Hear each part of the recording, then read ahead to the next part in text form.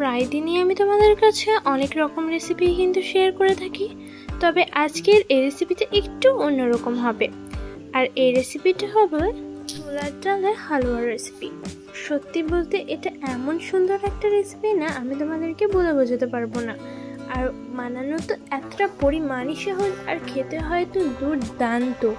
তো চলো এটার জন্য কি কি উপকরণ লাগছে সেটা তোমাদেরকে প্রথমেই জেনে দিই। প্রথমেই এখানে আমি নিয়ে নিয়েছি ছোলার ডাল।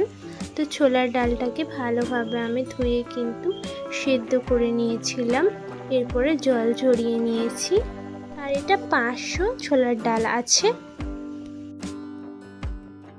এরপরে এখানে আমি নিয়ে নিয়েছি একটা গ্রাইন্ডার।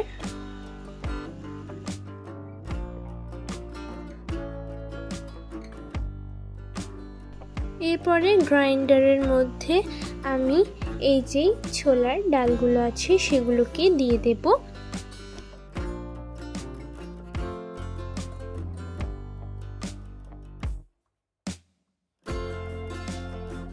তো এখানে এরপরে আমি এর মধ্যে দিয়ে দেব দুধ। তো এখানে আগে থেকে জাল করা আমি সামান্য পরিমাণ দুধ দিয়ে এটাকে আমি গ্রাইন্ড করে নেব।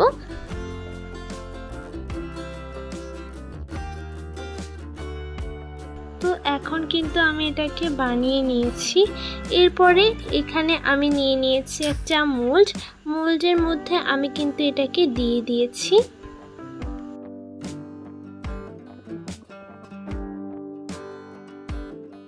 পুরোপুরি এর মধ্যে আমার এটাকে ঢালা হয়ে গেছে। এখানে গ্যাস ওভেনে একটা কড়াই চাপিয়ে আমি এখানে 2 থেকে 3 চামচের মতো দিয়ে দিয়েছি ঘি।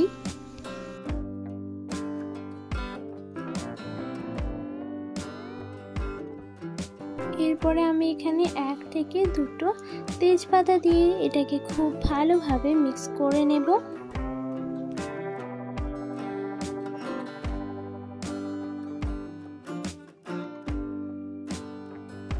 এরপরে এখানে যে পেস্টটা আমি বানিয়েছিলাম সেটা এর মধ্যে দিয়ে দিয়েছি।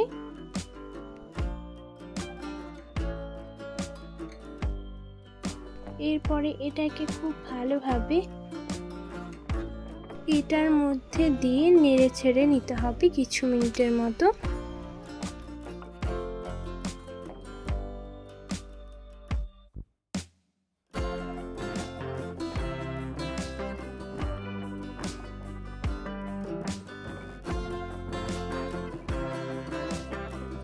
তো এরপর এখানে আমি 2টো এলাচ ফাটিয়ে দিয়ে দিয়েছিলাম।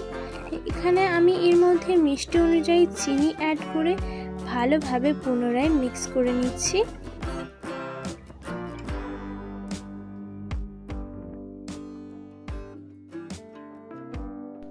আর এখন এটা ভালোভাবে এটার সঙ্গে মিশিয়ে নেওয়া হয়ে গেছে।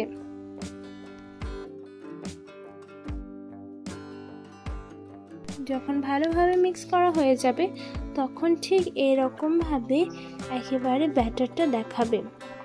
তো ব্যাটার ঠিক আমি এটাকে বলবো না, কারণ যখনই আমি এটাকে মিক্স করছিলাম তখনই এটা এই যে কড়াই থেকে উঠে পড়ছিল। তো ঠিক এরকম বানিয়ে নিতে হবে। তো এটা দেখতে পাচ্ছো মিক্স করতে করতে খুব ভালোভাবে এটা হার্ড হয়ে গেছে। এরপরে এখানে আমি একটা প্লেটে ঘিটাকে খুব ভালোভাবে ব্রাশ করে নিচ্ছি।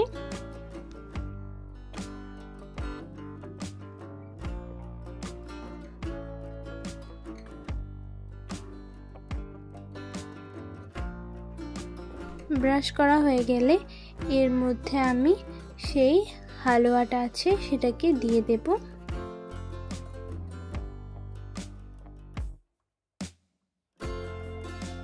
হালুয়াটা দিয়ে দেওয়ার পর হাতে করে বেশ সুন্দরভাবে একেবারে মসৃণের মতো করে নিতে হবে।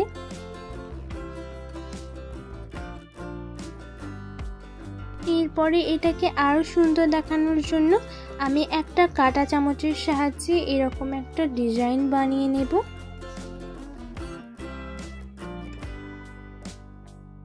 তো খুব সুন্দরভাবে এরকম ডিজাইন আমি করে নিচ্ছি।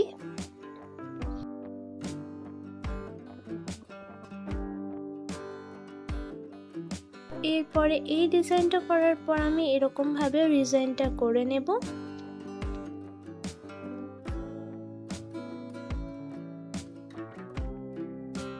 তো খুব ভালোভাবে এখন আমি সম্পূর্ণ ডিজাইনটা বানিয়ে নিয়েছি।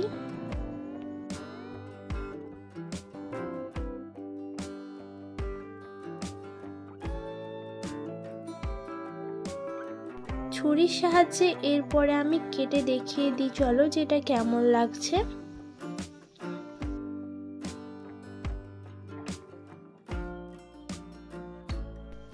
আশা করছি তোমাদেরকে আজকের এই রেসিপিটা খুবই ভালো লেগেছে।